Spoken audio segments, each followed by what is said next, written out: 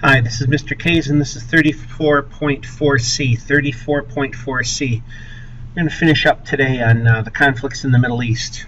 We've seen the birth of Israel. We've seen some of the fights, the Suez Canal crisis, the Six-Day War, the Yom Kippur War. I want to talk today about an enemy of the state of Israel, the Jewish state, and that is called the PLO. The PLO. It's the Palestine Liberation Organization. Palestine Liberation Organization.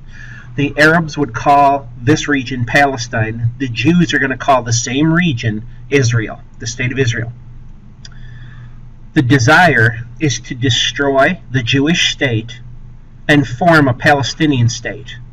The desire is to destroy a Jewish state and to form a Palestinian state.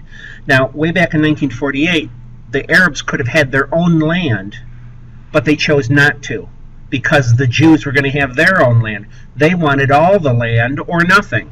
And so their goal is to push the Jews into the Mediterranean. Leader of the PLO is a gentleman by the name of Yasser Arafat. He was born in Palestine. In 1969, he begins as chairman of the PLO. And the PLO carries out guerrilla attacks. Guerrilla attacks, G-U-E-R-R-I-L-L-A, guerrilla attacks from bases in Egypt, Jordan, Syria, Lebanon. Egypt, Jordan, Syria, and Lebanon. They all border Israel. So these commando or guerrilla units would go in and they would fire upon Jewish cities, or they'd fire upon Jewish farms. I want to show you a picture of Yasser Arafat. He's an Arab, and he wears the traditional Palestinian headdress, but he would wear a military coat or tunic, and then he would, on his side, he would always wear a sidearm like a revolver, because he was worried that the Jewish defense forces would try to assassinate him. So he operated outside of Israel because he was not allowed to live in Israel. So he'd go from Egypt to Jordan to Syria to Lebanon to these other places, and he would get funding from these nations because they didn't like Israel either. Now, down the way we have a Menachem Begin. Menachem Begin is the Israeli Prime Minister at this time. And in 1978, nothing had changed between Israel and Arab nations. They were in a state of war, even though they hadn't fought for a while.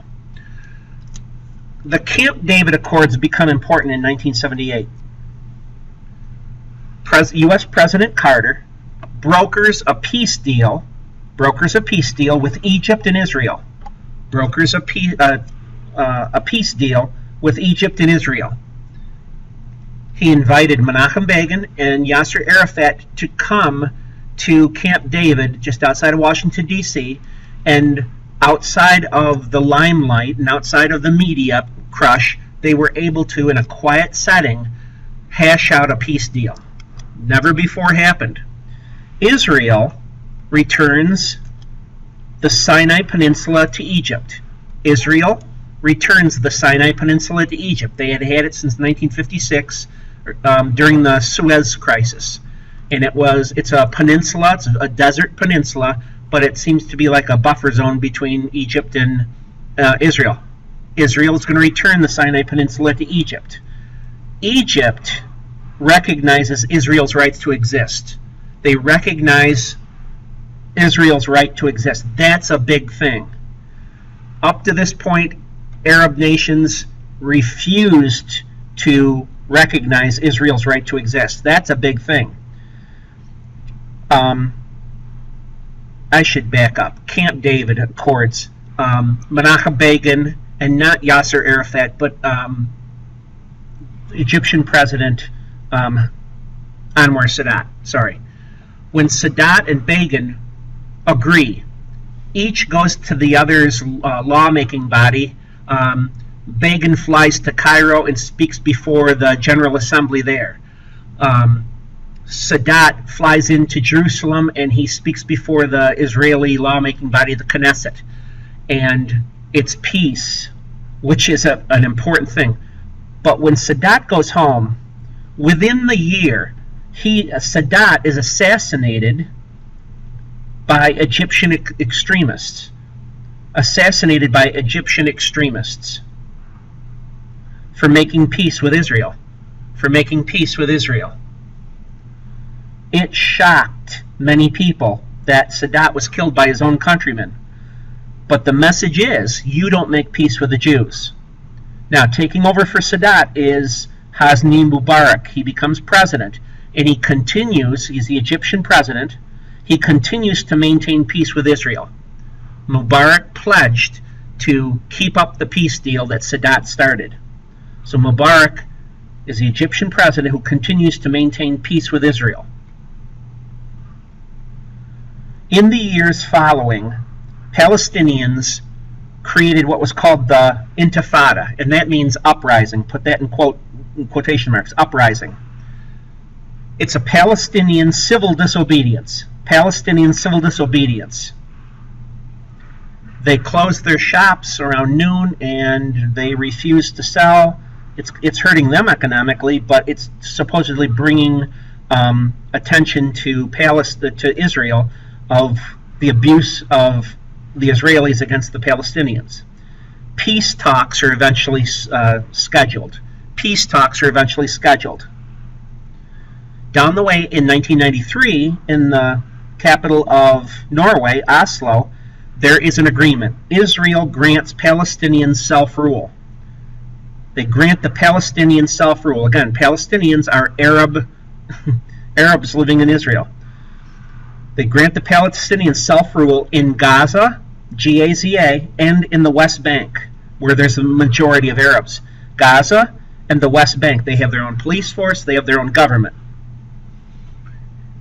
Israel granted that self-rule. Now, in the years following this, Yitzhak Rabin, who was prime minister, was killed by a Jewish extremist opposed to concessions. He was killed by Jewish extremists opposed to concessions. Rabin was killed by a fellow Jew. That had never happened before. Never happened before. We begin to see Palestine suicide bombers targeting Jewish civilians. Palestine suicide bombers targeting Jewish civilians. The IDF, the Israeli Defense Force, that's the army, bulldozes guerrilla homes. Bulldozes guerrilla homes. When they find out who's been doing these suicide bombings, they bulldoze the family homes. So these people are without homes. That doesn't seem very good. Mahmoud Abbas is the elected Palestinian prime minister. He's elected Palestinian prime minister. He is the main negotiator for the PLO. Are you talking to someone? And finally, Yasser Arafat dies of health complications.